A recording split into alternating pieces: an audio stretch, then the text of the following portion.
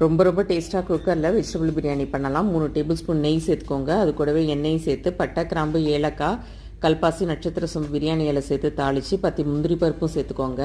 கொஞ்சமாக புதினா தழை, 3 பச்சை மிளகாவை உடச்சி சேர்த்துக்கோங்க. 4 பெரிய சைஸ் வெங்காயத்தை ஸ்லைஸ் பண்ணி சேர்த்து நல்லா வதக்கிட்டு 2 டேபிள் ஸ்பூன் இஞ்சி பூண்டும் சேர்த்து வதக்கிக்கோங்க.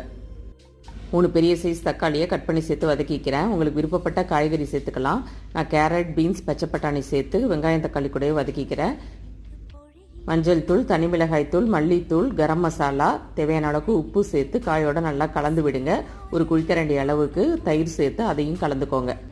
1:2 ரேஷியோவில் தண்ணி சேர்த்துருக்கேன். அதாவது 4 கப் ரைஸுக்கு 8 கப் தண்ணி சேர்த்துருக்கேன். தண்ணி கொதித்தோடனே 5 நிமிஷம் ஊற வச்ச அரிசியையும் சேர்த்து கடைசியாக கொஞ்சம் வாசனைக்கு கொத்தமல்லி தழையும் தூவி குக்கரை மூடி 2 விசில் வச்சு 5 நிமிஷம் சிம்மில் வச்சு எடுத்திங்கன்னா சூப்பர் டேஸ்டான உதிரியாக வெஜிடபிள் பிரியாணி ரெடி.